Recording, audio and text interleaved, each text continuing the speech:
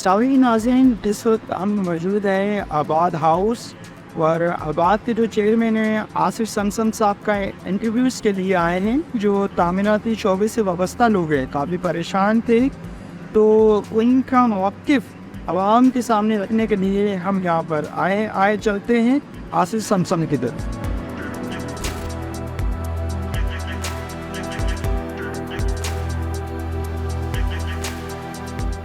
अस्सलामुअलैकुम नाज़रीन, मेरे साथ आबाद के चेयरमैन इस वक्त आसिफ समसम साहब तशरीफ़ फरमा हैं।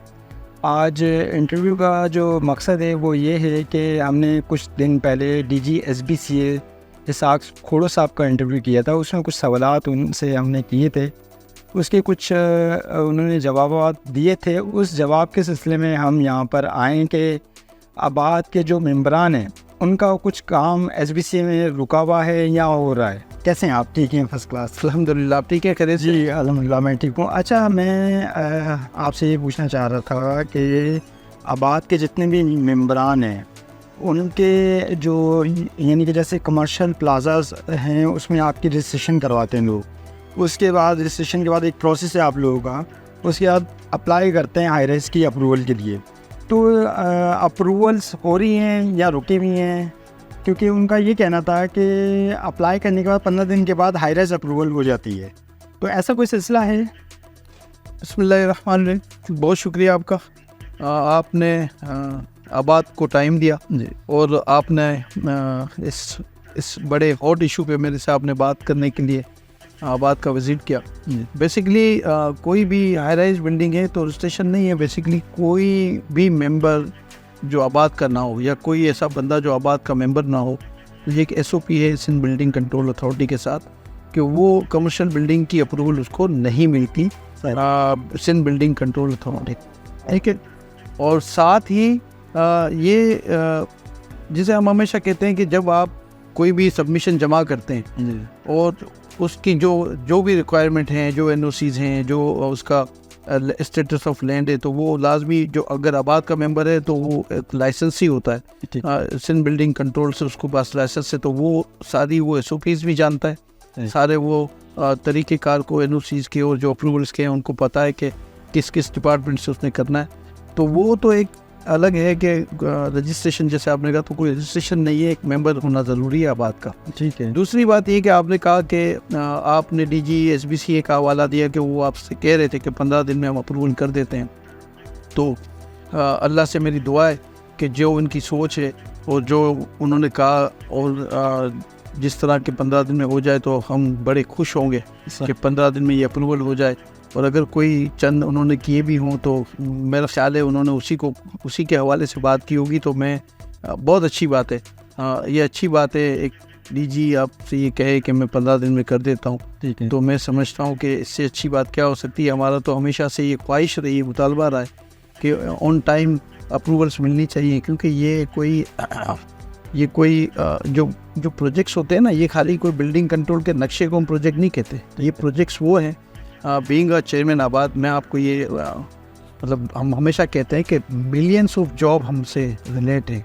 बिल्कुल। तो कोई अगर ये समझता है कि ये सिर्फ आबाद में आके हमारा ये काम है कि अप्रूवल कैसे हो गई, कैसे रुकी, ये हमारा एक पार्ट है, हमारा हिस्सा है इस सारी चीज़ों का, बिल्डिंग का। लेकिन ये नहीं है कि कोई ये समझे कि सिर्फ हमारा यही टास्क है, यही काम है। हमारा काम है इन मिलियंस ऑफ जॉब को सिक्योरिटी देना, उनकी कंटिन्यूशन को इंश्योर करना, और साथ ही जो हमारी अलाइड इंडस्ट्री है उसकी जो रॉ मटेरियल है जो हमारे प्रोजेक्ट्स में यूज़ होता है, तो उनको चलने देने के लिए प्रोजेक्ट्स का बनना ज़रूरी है। हमें सोचना होगा कि हमने अक्सर नोट किया है कि अब बात करते हैं कि जी बिल्डिंग कंट्रोल आबाद बिल्डर, हमारा ये प्राइम फोकस नहीं है, ये वो हर्डल्स हैं, ये एक पार्ट है जो रुकावट बनती है। अगर अप्रूवल नहीं होती, हर्डल आती हैं, ठीक है, इन्वेस्टमेंट ब्लॉक होती है। आज अच्छे हालात है, आज हमारा मेंबर समझता है कि अगर मुझे ऑन टाइम अप्रूवल मिले, मैं प्रोजेक्ट सेल करूं तो मेरा प्रोजेक्ट सेल हो सकता है और उसकी इंस्टॉलमेंट भी फिर मिल जाएंगी, तो प्रोजेक्ट ऑन टाइम बन भी जाएगा। लेकिन चूँकि हालात मुल्क के, दुनिया के वक्तन फ़ौक्तन चेंज होते रहते हैं, तो आपको पता है कि कोई भी इंसिडेंट होता है, कोई भी ऐसा इवेंट हो जाता है जो फेवर में नहीं होता हमारे मुल्क की, या हम समझते हैं कि वो हिट करता है हमारी इकनॉमी को, तो सबसे पहला विक्टिम हमारा सेक्टर है। अगर आपके गली मोहल्ले में अगर हालात ख़राब होते हैं तो आपके मकान की, आपके घर की वैल्यू गिरती है। ये तो गवाह है ना, बिल्कुल ऐसे ही है। तो ये बहुत आसान एग्जांपल थी। बाकी और भी एलिमेंट है जो हमें डाउन करते हैं। तो ये कहना, ये समझना था कि DGSBCA एक पार्ट है, ठीक है। हम तो खाली DGSBCA के हुदूद में तो काम नहीं करते, हम तो कैंटोनमेंट की हुदूद में भी काम करते हैं, पूरे मुल्क में काम करते हैं, इस्लामाबाद में भी काम करते हैं, पंजाब में भी काम करते हैं, बलूचिस्तान में भी काम करते हैं, KPK में भी काम करते हैं। तो ये बोला कि ये DG के अच्छा करने से ना करने से हमारा सिर्फ ये इशू होता है, हम अगर बात करते हैं या अगर हम उनको कन्विंस करते हैं या हम मीडिया पे बात करते हैं, तो हमारा मकसद ये होता है कि आप सबको पॉजिटिव होना चाहिए इस मुल्क के लिए, इस मुल्क की इकनॉमी के लिए। ये कोई छोटा सा हमारा कोई कैनवस नहीं है, ये बहुत बड़ा कैनवस है। और इसको अगर हमने फोकस किया कि जी अगर DG चाहेगा तो होगा, DG नहीं चाहेगा तो नहीं होगा, तो मैं समझता हूँ ये बहुत सानवी सी बात है।